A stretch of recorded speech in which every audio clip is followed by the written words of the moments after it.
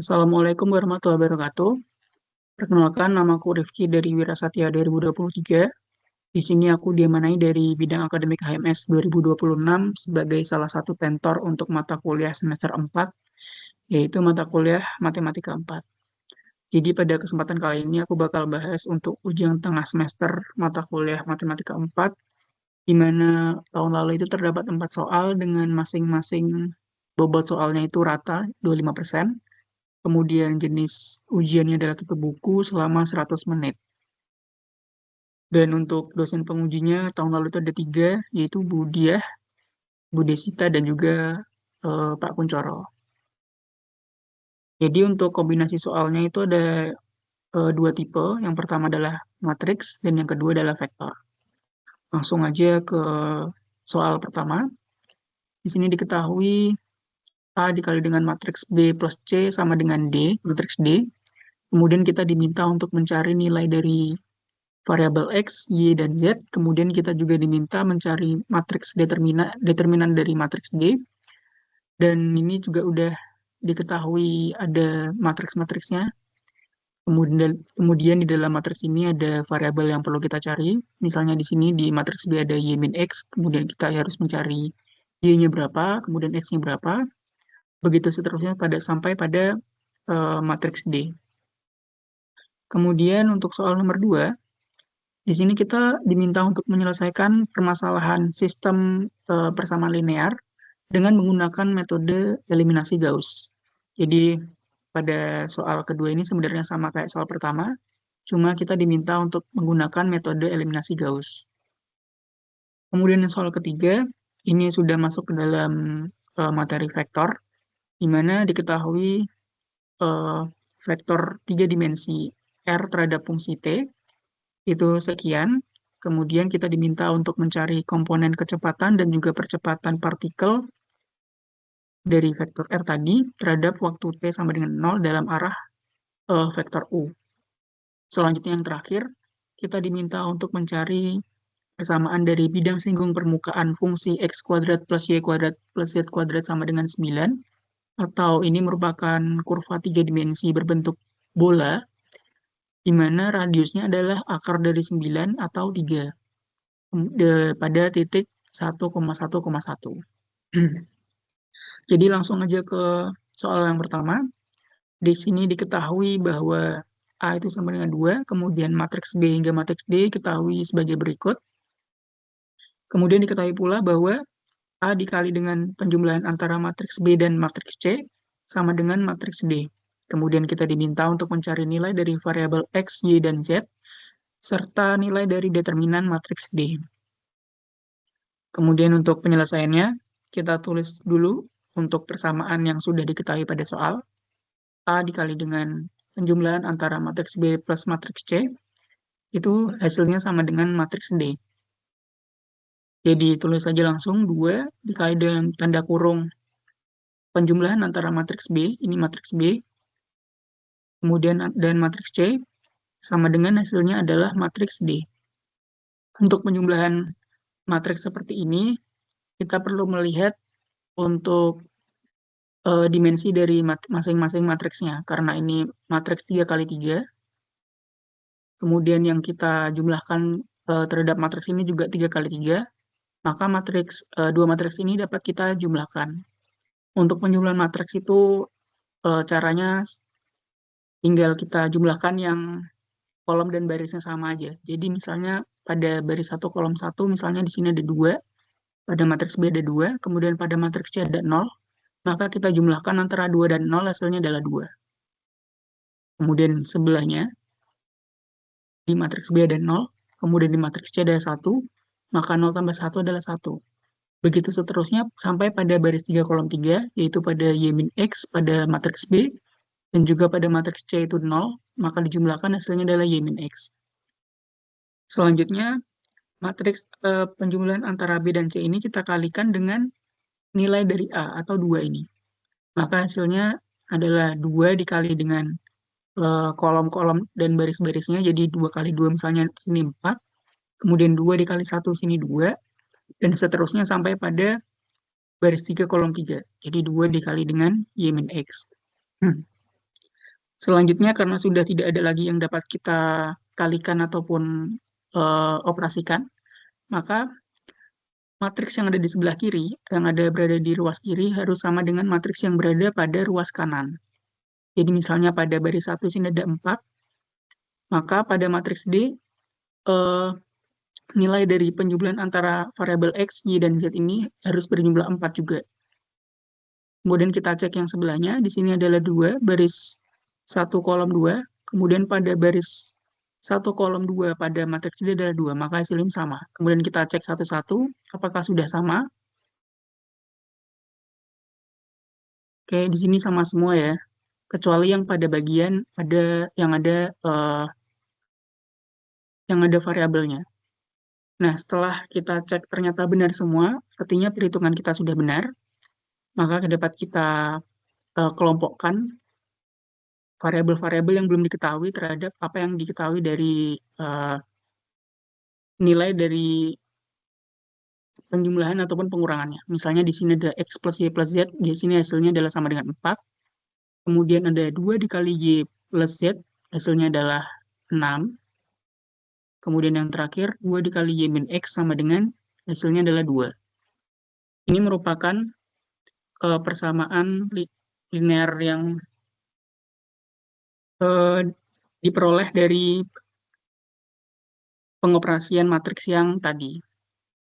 Nah, selanjutnya, setelah dapat eh, fungsi persamaan ini, kita bisa langsung menggunakan metode eliminasi atau substitusi kalau seandainya pada soal tidak ada ketentuan khusus.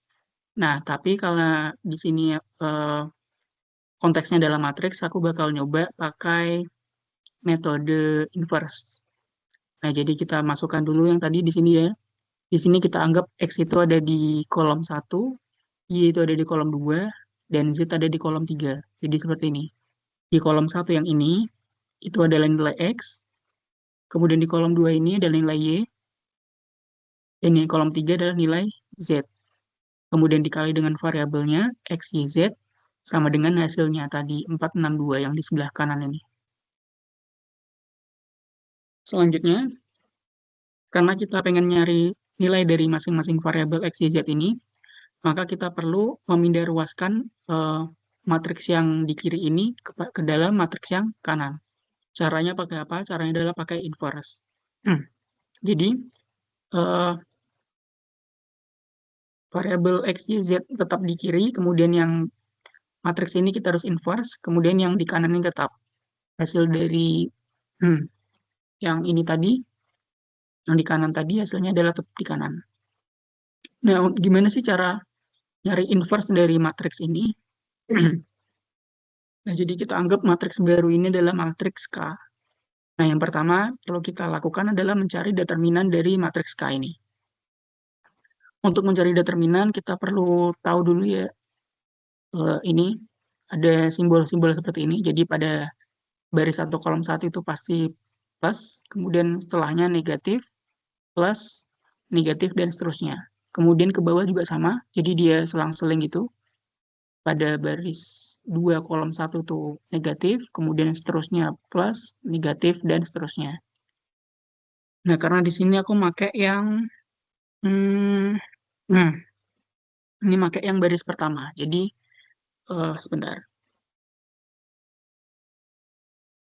Oke, jadi aku pakai baris yang pertama. Jadi yang ini aja yang pakai yang baris ini. Jadi pada yang ini kan satu ya, satu itu dari yang sini satu, dan dia nilainya positif seperti yang di sini ya. Jadi positif satu dikali dengan ini determinan dari ini misalnya yang satu ini kita tutup ruasnya jadi ini. Nah, jadi tinggal yang ini. 2 min 2 sama kan? Kemudian kemudian kolom kedua yang sebelah sini dia nilainya satu tapi dia nilainya positif. Jadi min 1 dikali dengan determinan jika ini kita tutup yang satu atas.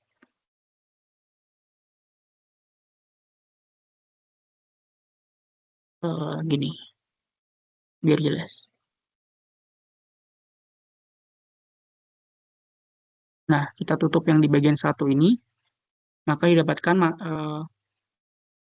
determinan dari 0, 2, 0, min 2, 0, 2, 0, min 2. Kemudian yang terakhir, diganti tutup yang bagian sebelah kanan. Dia sama nilainya 1, tapi dia bernilai positif ya di sini. Maka dia ditambah 1 dikali dengan determinan 0,2, 0,2. Nah, untuk mencari determinan matriks 2 kali 2 gimana? Ini kan tadi untuk matriks 3 kali 3 ya. Nah, untuk mencari determinannya, itu bisa dikali aja. Jadi 2 yang di sebelah baris pertama kolom pertama, dikali dengan baris kedua kolom kedua, kemudian dikurangi dengan baris kedua kolom pertama, dikali dengan baris pertama kolom kedua.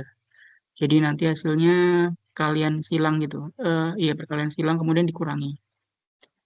Jadi ini dulu 2 kali min 2 ya di sini 2 kali min 2 dikali dengan dikurangi dengan 2 dikali 2, 2 dikali 2. Berlaku sama untuk yang ini juga. Jadi dia 0 dikali min 2 dikurangi dengan 0 kali 2. Kemudian yang di paling kanan ini 0 dikali 2 dikurangi sama 0 dikali 2. Jangan lupa ada pengalinya di depan dengan juga ada positif atau negatifnya. Selanjutnya dihitung, maka determinan dari matriks K ini adalah negatif 8. Selanjutnya, untuk mencari inverse, itu kan rumusnya adalah ini ya. Inverse dari matriks K, itu rumusnya adalah 1 per determinan K dikali dengan ADJK, atau adjektif dari K-nya.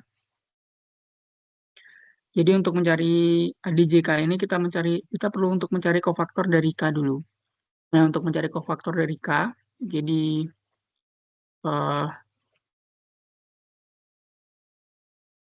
di matriks ini itu kita cari dulu masing-masing dari baris dan kolomnya, nilai dari kofaktor dari masing-masing baris dan kolomnya. Jadi misalnya pada baris 1 kolom 1 ini seperti tadi ya, di sini nilainya positif, maka dia hasilnya di sini adalah positif. Kemudian dia seperti tadi kayak yang waktu ngitung determinan, dia ditutup gini, maka hasilnya adalah tinggal determinan dari matriks yang ini, 2, 2, 2, min 2. Sama kayak yang pertama tadi, ini 2 dikali dengan ini ya, 2 dikali dengan min 2, kemudian dikurangi dengan 2 kali 2. Hasilnya adalah negatif 8. Selanjutnya pada baris 1 kolom 2,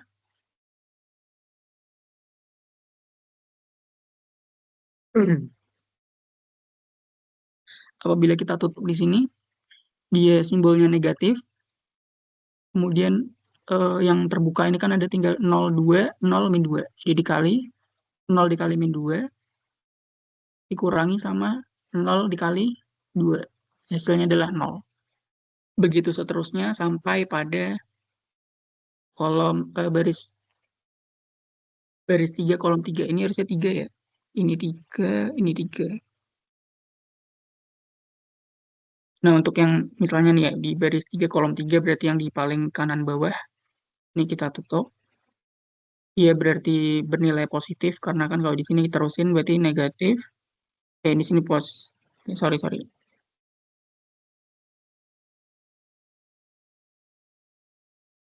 Tadi gini ya. Sini positif, negatif, positif, negatif, positif. Di sini positif, negatif, negatif, positif. Nah, pada baris ketiga kolom ketiga itu nilainya adalah positif. Kemudian ini di sini positif ya, kemudian di sini ditutup. 2 ini ditutup. Selanjutnya didapatkan ini bagian yang terbuka itu adalah 1102. Maka dia 1 dikali 2 dikurangi dengan 0 dikurangi 1. 1 dikali 2 dikurangi 1 dikali 0. Atau 0 kali 1 sama aja. Hasilnya adalah 2. Maka kofaktor dari matriks K adalah ini, yang sudah disusun dari semua ini. Nah, selanjutnya untuk mencari ADJ dari K, kita perlu mentranspos matriks dari kofaktor K. Jadi artinya yang baris sekarang menjadi kolom, yang baris ini sekarang menjadi kolom, gini. Jadi langsung diubah aja. Misalnya pada baris pertama di sini ada min 8, 00, maka jadikan kolom pertama min 8, 00. Nih ya. Kemudian baris kedua, 4, min 2, min 2, maka di sini jadi 4, min 2, min 2. Nah, di sini sama ya, kebetulan aja. Selanjutnya baris ketiga, 0, min 2, 2. Maka kolom ketiga harus juga 0, min 2, 2. Di sini juga sama, kebetulan. Kemudian masukkan ke dalam rumus inverse tadi. Matriks K inverse sama dengan 1 per determinan K dikali dengan dj dari K-nya. Langsung aja di sini 1 per determinan K-nya tadi min 8, 1 per min 8 dikali dengan matriks ADJK di sini ya tadi. Langsung aja dikali per baris dan kolomnya, jadi min 8 dikali dengan 1 negatif min 8, hasilnya 1. Kemudian 4 dikali dengan ini, per negatif min 8 hasilnya min setengah, dan seterusnya sampai pada baris 3 kolom 3, hasilnya min 1/4. Selanjutnya kalau udah dapat K inverse-nya dimasukkan ke dalam rumus awal yang tadi, yang ini ya.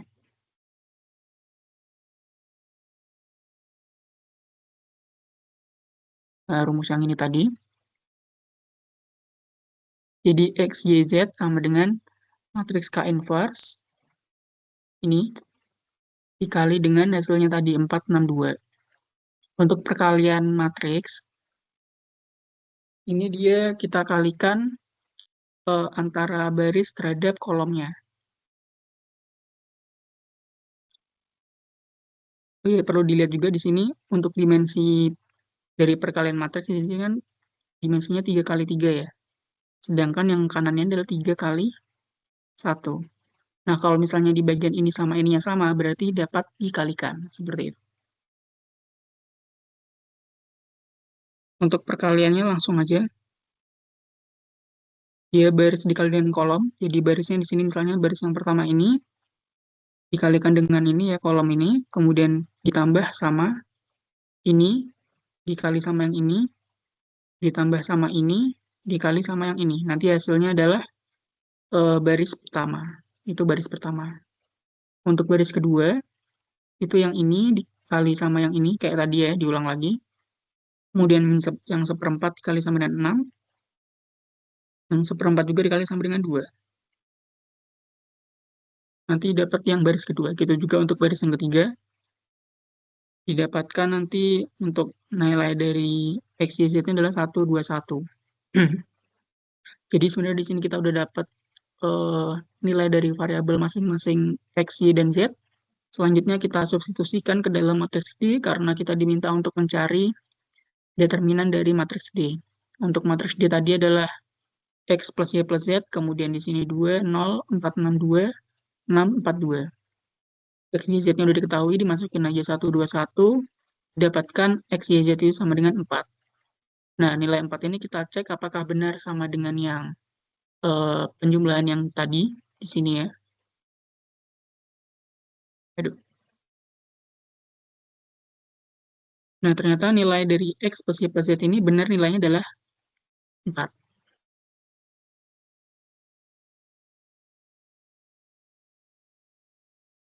Selanjutnya untuk mencari determinan sama kayak tadi ya. Jadi di sini aku pakai yang baris pertama. Jadi yang dipakai yang ini, baris pertama. Sama kayak tadi ya, ada positif, kemudian negatif, positif. Jadi yang pertama itu adalah positif 4, karena ada 4 di sini. Positif 4 dikali dengan ditutup, maka ada 6 dikali 2 dikurangi dengan 4 kali 2. 6 kali 2 min 4 kali 2. Kemudian yang kedua di sini negatif. Negatif ini ditutup, maka hasilnya 4 kali 2 dan juga dikurangi sama 6 kali 2. 4 kali 2, 6 kali 2. Terus yang terakhir, itu yang 0 ditutup, dia positif. Tapi karena 0, maka ini hasilnya adalah 0. Sehingga didapat determinan D sama dengan 24. Kemudian dikasih kesimpulan, maka nilai X, Y, Z Kemudian determinan matriks D secara berturut-turut adalah 1, 21, dan 24. Selanjutnya ke soal 2. Di sini diketahui ada persamaan linear 3 variabel, X, Y, Z seperti tadi. Kemudian kita diminta untuk menyelesaikan dengan metode eliminasi Gauss. Untuk metode eliminasi Gauss itu caranya seperti ini ya. Jadi kita pertama-tama buat dulu untuk model persamaannya, model persamaan linearnya menggunakan matriks. Jadi di sini yang kolom pertama adalah X, kemudian kolom kedua adalah Y, dan kolom ketiga adalah Z. Kemudian di baris pertama adalah X, baris kedua Y, baris ketiga Z. Di sini untuk perletakan dari variabelnya kita harus konsisten ya antara yang matriks pertama dan matriks kedua ini. Matriks ini dan matriks ini harus konsisten. Selanjutnya ini adalah hasilnya 075 sama yang ini. Kemudian kita buat bentuk seperti ini. Jadi matriks, kemudian ada garis lurus, dan ini hasilnya. Dan untuk yang baris pertama kita sebut sebagai R1 atau row 1, baris kedua row 2, baris ketiga row 3. Nah, tujuan dari eliminasi Gauss ini kita perlu membuat segitiga. Jadi nanti pokoknya hasilnya harus seperti ini. Ada 0, 0, 0. Jadi segitiganya, 0-nya itu bentuk segitiga seperti ini. Jadi yang ada nilainya itu hanya pada bagian atasnya aja. Ini. Atau sebenarnya kalau segitiganya mau dibikin di atas juga nggak apa-apa, sama aja. Tapi di sini aku lebih suka bikin di bagian bawah. Nah, caranya gimana? Cara untuk ngenolin bagian bawah ini, ya bagian bawah ini ya. Cara ngenolinnya itu kita perlu modifikasi R2 dan R3 ini gimana caranya biar di bagian segitiga yang ini tuh dia hasilnya 0. Jadi misalnya kita coba pada yang percobaan ini ya, R2 sama dengan 2R2 dikurangi R1. Itu gimana? Berarti kan di bagian ini yang kita ubah ini ya. 2R2 berarti ini dikali 2, jadinya 2, dikurangi sama row 1, dikurangi sama atasnya, 2. 2 min 2 kan 0. Berarti memenuhi ya.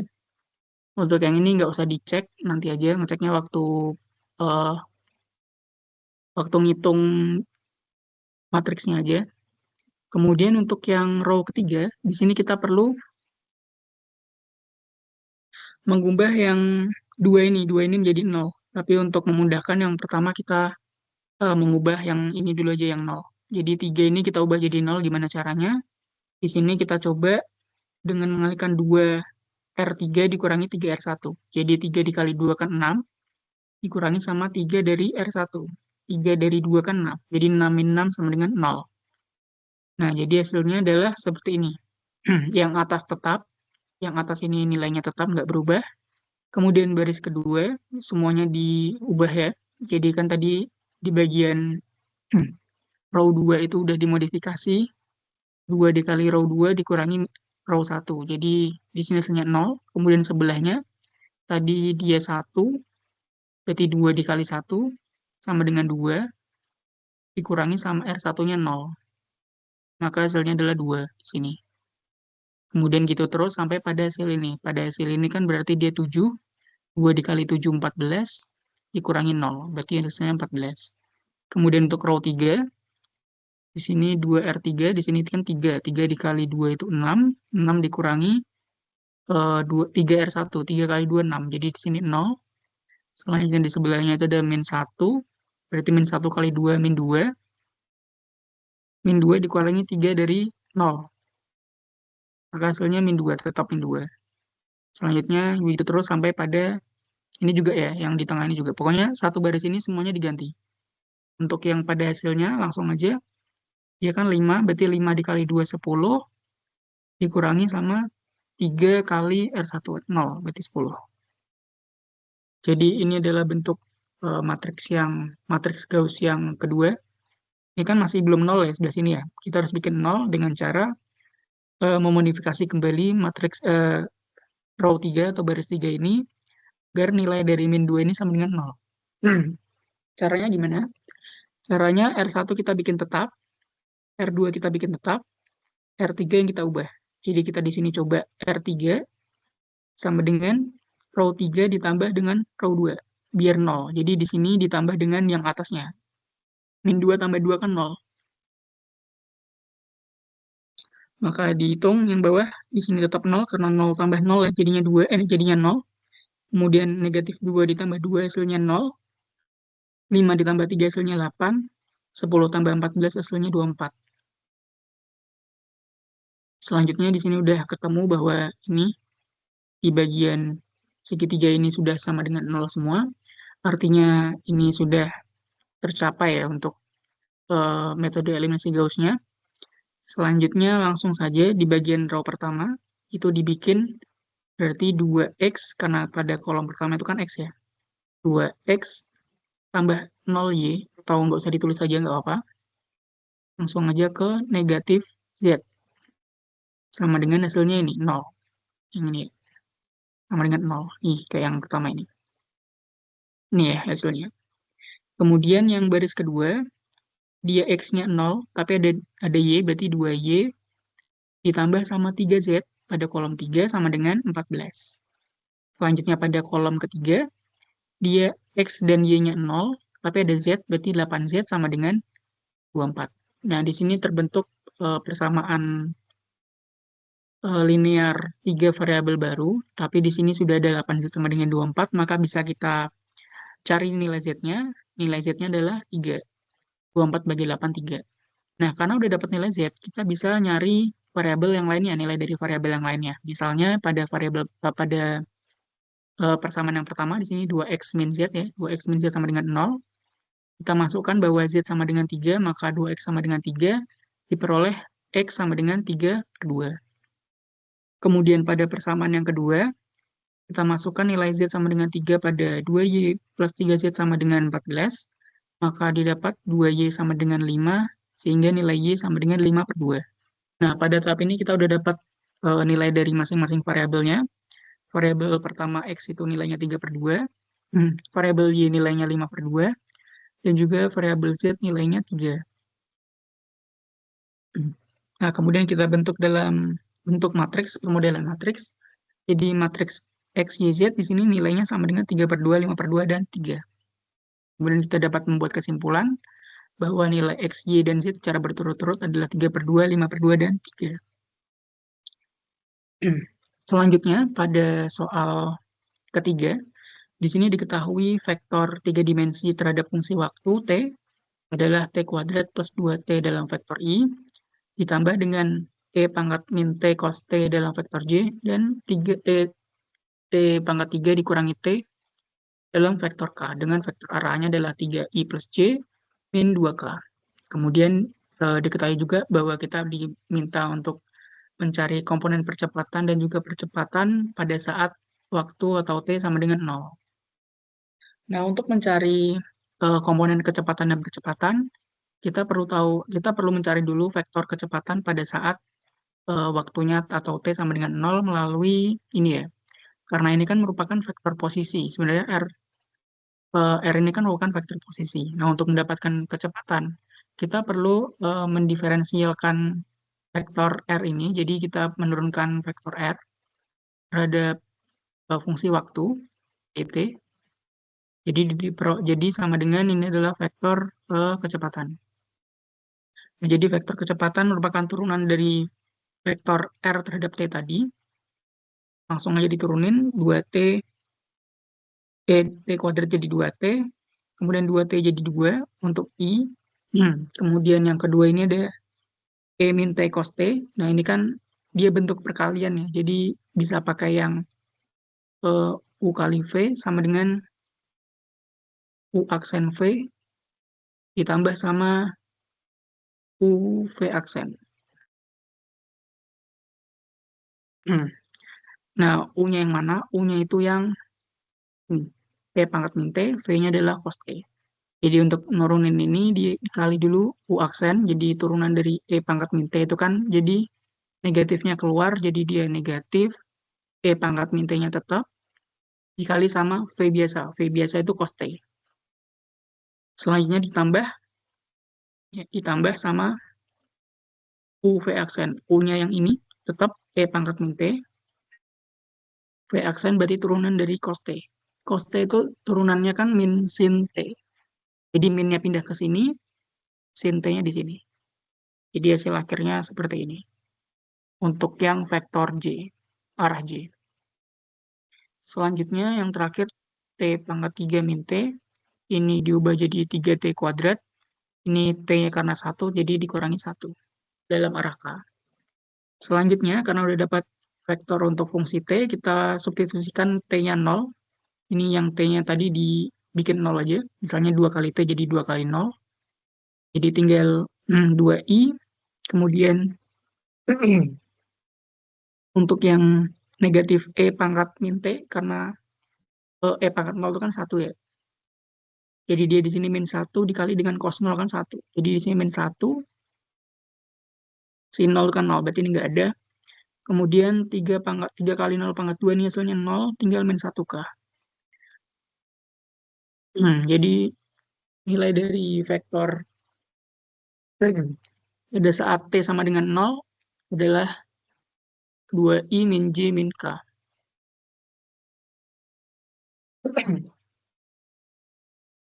Selanjutnya mencari nilai vektor percepatan pada T sama dengan 0 didapatkan melalui diferensial atau turunan dari vektor V yang ini, yang di atasnya.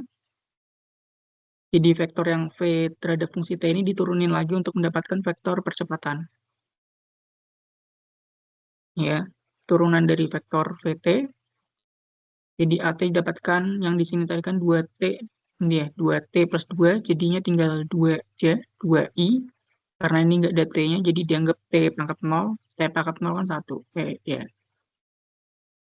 Jadi 2I, kemudian untuk yang J ini agak panjang, karena dia ada 2 bagian ya, yang kayak tadi lagi. Jadi harus diturunin terhadap UV lagi.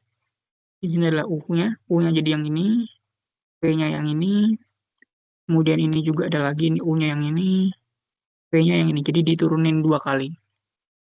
Nanti pokoknya hasilnya ini, ya sepanjang ini. Kemudian pada arah K itu 3T kuadrat min 1 diturunin menjadi 3 kali 2, 6.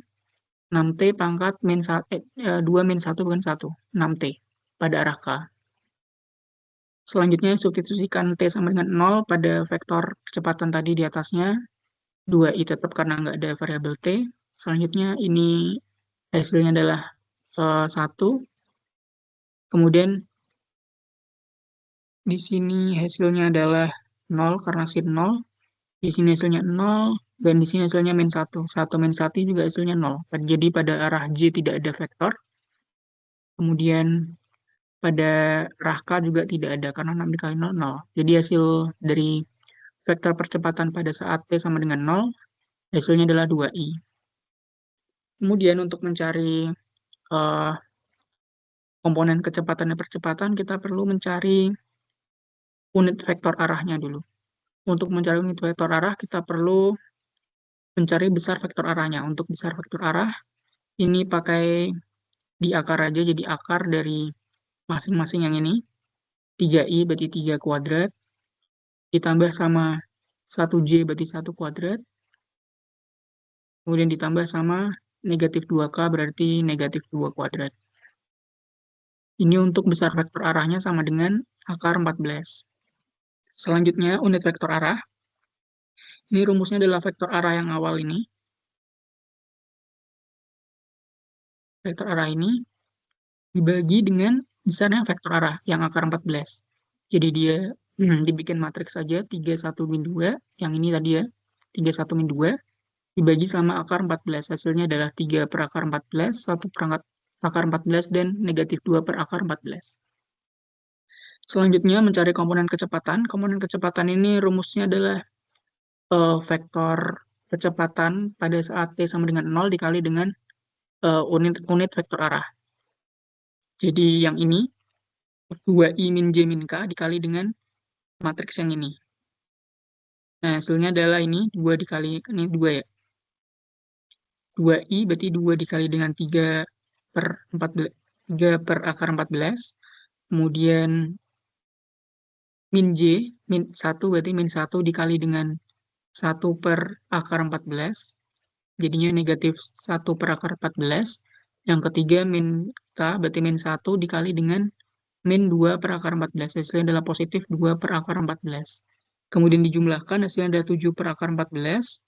Dirasionalkan menjadi 7 akar 14 per 14, lalu disederhanakan menjadi akar 14 per 2. Ini adalah hasil akhir dari komponen kecepatan.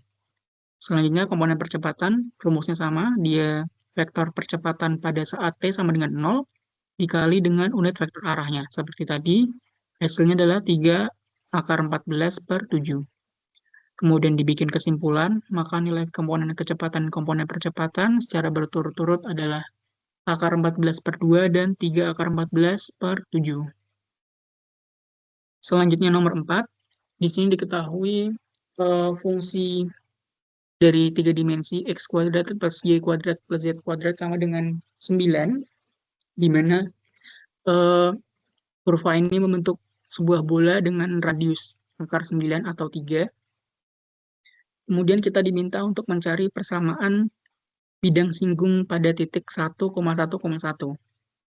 Tapi kita perlu tahu dulu, seandainya ini adalah x, kemudian ini adalah y, dan ini adalah z, maka dia akan menjadi 1 kuadrat plus 1 kuadrat plus 1 kuadrat.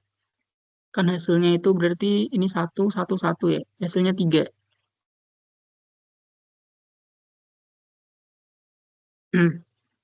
Nah, karena hasilnya 3 dan bukan hasilnya sama dengan 9, maka sebenarnya titik ini dia tidak berada pada permukaan eh, kurva 3 dimensi ini, melainkan berada di dalam kurva 3 dimensi ini. Jadi sebenarnya nanti dia titik ini tuh tidak akan membuat sebuah bidang singgung yang benar-benar menyinggung permukaan dari fungsi ini, tetapi dia akan membuat bidang singgung, bidang yang memotong kurva ini. Itu sebenarnya ada kesalahan dalam soal, namun kita tetap kerjakan aja. Jadi seperti biasa untuk mencari bidang singgung, untuk mencari singgung ya, seperti pada garis singgung, kita perlu mencari gradien dari fungsi ini. Nah, pada bidang singgung, untuk mencari gradiennya itu rumusnya adalah ini. Jadi dia adalah turunan parsial fungsi f terhadap x pada arah i, kemudian terhadap y pada arah j, dan juga terhadap z pada arah k, dengan cara diturunkan masing-masing ya. Ini untuk i-nya, untuk y, dan untuk z. Untuk i, j, dan k. Jadi masing-masing karena nilainya kan x kuadrat, y kuadrat, z kuadrat, jadi hasilnya diturunin adalah 2x, 2y, dan 2z. Kemudian disatukan menjadi model gradien adalah 2x dalam arah i, 2y dalam arah j, dan 2z dalam arah k. Selanjutnya, gradien ini kita masukkan, fungsi gradien ini kita masukkan titik tadi ya, titik persamaan bidang singgungnya, yaitu pada 1,1,1. Jadi, x-nya diganti 1, y-nya diganti 1, dan z-nya diganti 1. Hasilnya adalah gradien pada titik 1,1,1 itu adalah 2i plus 2j plus 2k. Nah, karena ini gradien, artinya gradien itu adalah tegak lurus dari permukaan fungsi tadi, atau bisa dilihat pada materi di sini. Rumus gradien adalah seperti ini, sama kayak yang tadi dijelaskan. Kemudian, perkalian dot antara gradien dan juga vektor ataupun permukaannya itu adalah 0, artinya apa? Artinya gradien ini tegak lurus terhadap ini ya. Artinya gradien ini tegak lurus terhadap permukaan dari fungsi yang awal tadi. Kalau kita kan tadi fungsinya x kuadrat plus y kuadrat plus z kuadrat sama dengan 9. Maka gradien ini dia sudah tegak lurus terhadap fungsi ini. Nah, makanya untuk mencari bidang singgung itu kan sebenarnya bidang yang tegak lurus terhadap permukaannya. Jadi, misalnya ini adalah bola, maka bidang singgungnya adalah kurang dekat. Maka bidang singgungnya itu adalah seperti ini. Ya, ginilah. Ini bola. Dia menyinggung dari permukaan bola secara tegak lurus seperti ini, tegak lurus permukaannya. Nah, jadi untuk eh, mencari persamaan bidang singgung, kita perlu mengalihkan antara gradien tadi, fungsi gradien terhadap ini perpindahannya, perpindahan titik perpindahan dari eh, fungsi terhadap titik yang diminta tadi pada titik 1,1,1. Jadi untuk rumusnya seperti ini, gradien dikali dengan gradien pada titik x0, y0, z0. Di sini x0, y0, z0 itu adalah titiknya tadi, titik 1, 1, 1, dikali dengan perpindahan dari titiknya terhadap fungsinya. Jadi x dikurangi terhadap titiknya, jadi titik 1, kemudian y dikurangi terhadap titik y0, di sini 1 juga, dan juga z dikurangi terhadap titik z0 atau 1. Dan juga sama dengan 0 karena dia tegak lurus. Selanjutnya di substitusi saja. Tadi kan hasilnya 2i plus 2j plus 2k, maka dia di sini 2 dikali dengan x min 1, karena x 0-nya 1, ditambah dengan ini 2 dikali dengan y min y0 atau y min 1, ditambah dengan 2 lagi, karena dia 2k, dikali dengan z min z0 atau 1. Hasilnya adalah 0 karena dia tegak lurus. Selanjutnya dihitung hingga mendapatkan hasil akhir. Persamaan bidang singgung permukaan ini adalah x plus y plus z sama dengan 3. Maka nilai persamaan dari x plus y plus z sama dengan 3 ini merupakan hasil akhir dari samaan bidang singgung permukaan fungsi x kuadrat plus y kuadrat plus z kuadrat sama dengan 9 pada titik 1,1,1. Nah, namun apabila kita plot pada grafik 3 dimensi seperti ini, terlihat bahwa titik 1,1,1 ini sebenarnya tidak berada pada permukaan. Tidak ada pada permukaan kurva bola ini. Nah, sehingga apa? Sehingga pada saat kita membuat bidang yang ingin eh, bersinggungan dengan kurva 3 dimensi ini, dia malah memotong kurva 3 dimensi ini. Jadi sebenarnya kalau seandainya titik 1,1,1 ini berada pada permukaan, misalnya dia eh, angka sesuatu yang jika dikuadratkan hasilnya sama dengan 9 atau sama dengan kayak ini fungsi tadi, maka dia berada di eh, permukaan dari kurva bola ini, maka dia dapat menyinggung permukaan dari bola ini. Tidak berada di dalam, tapi berada di tepat menyinggung di luar dari permukaan bola ini. Iya, karena 1 plus 1 plus 1 kuadrat tidak sama dengan 9, sehingga bidang X plus Y plus Z sama dengan 3 itu memotong kurva dari 3 dimensi atau bola ini. Demikian merupakan penjelasan dari SNJ Matematika 4 tahun 2026 untuk tahun lalu ya. Jika ada pertanyaan, bisa langsung ditanyakan aja ke aku nanti.